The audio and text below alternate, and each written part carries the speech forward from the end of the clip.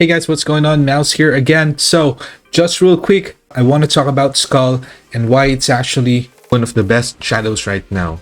Not because of its shadow's authority, this part does not really matter right now, and I think there is no use case for this, and you can honestly just ignore it, including the weapon. What matters though is the Death Flame debuff. It gives a 5% defense decrease debuff, and if you've been watching my videos for a while now, you guys already know exactly why this is a big deal. Just in case you're new here, just a quick refresher, take a look at the graph on the right. As you stack more defense decrease or defense penetration, and as you get closer to the end of the enemy's defense, the damage scaling becomes exponential. So this one right here is based on POD test, and yes, it still applies to the current POD hard mode. That's why even just 5% defense decrease is game changing if you stack it the right way. I won't re-explain the entire mechanics here. I already have a full video breaking down defense penetration, and how they stack together. I highly recommend watching that in case you haven't. It will give you all the context you need. Now, I did a couple of tests here with Skull and compared it with other meta support shadows like Beru and Ice Witch. So over here on the first image, we've got 280k damage. That's going to be the default damage that we have. And then we added Shadow Step. That's 60% defense decrease. And we got 81% final damage output. Now after that, we added Bloodlust, which gave us another 24% damage increase from the previous damage with Shadow Step. Okay, so this is a continuous application of defense decrease, and afterwards we added the Skull's debuff, and here we got 8.4% final damage output. It is final damage output right here. So I know what you're thinking. We don't even have Choi here yet. But before we go into that test, let's just go over here first with Beru and the Ice Witch. So from the Shadow Step plus Bloodlust, we added Beru, and Beru gave us 4.8%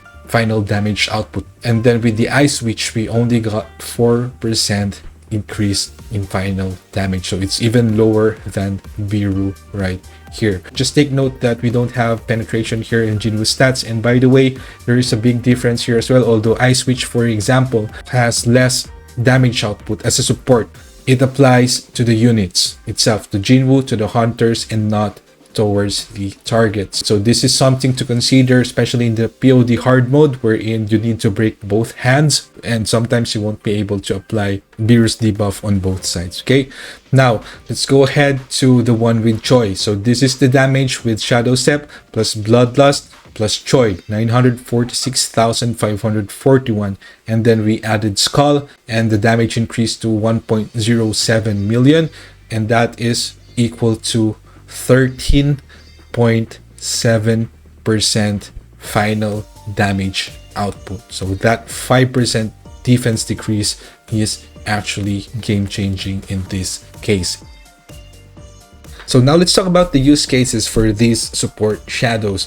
Let's start with Skull. So this shadow is best used if you're already running Shadow Step plus Bloodlust, and even more so if you've got Choi Weapon or Ana Ruiz in a team fight scenario like POD. So basically, the more defense decrease stacking you have, the more value Skull gives. However, there is an exception to that. What if the monster level has low defense? In that case, it might not be optimal. So it will still depend on a case-to-case basis. But in the case of POD, for sure, it's going to be very, very good. For the Ice Witch, normally it's not optimal to stack her alongside multiple defense debuffs, but she's still solid against high defense bosses. And her Shadow's authority, of course, is still very, very much valuable. Overall, though, she might be optional now. I think Skull might take her spot as a support shadow in some cases, like for example, if you're using an Igris as Shadow's authority and Power of Destruction, then Cerberus will be there, and then you can use Skull. Now for Beru, it's still going to be a good pick when you can't stack a lot of defense decrease, like for example in Hunter's mode. Also, just a reminder, there's a diminishing return on increased damage taken debuffs, including the elemental damage taken. They are all additive, so Beru's value will be less in those situations. And finally, Cerberus, still solid. Permanent debuff means it's stable value across long fights. I think it's still going to be one of the top choices as a second shadow. So yeah, overall, Skull is 100% going to be part of the support meta, especially right now in POD hard mode. However, even though Skull's damage output is generally better, there's one issue that could potentially make or break it. So let me just show it to you real quick. I summon the shadows. I have Beru here, I have Ice Witch, and I have Skull. Ice Witch already casted the defense penetration first, and then followed by Beru's punishment right there. And we still don't have Skull. There we go. We got Skull's debuff. Now let's just observe.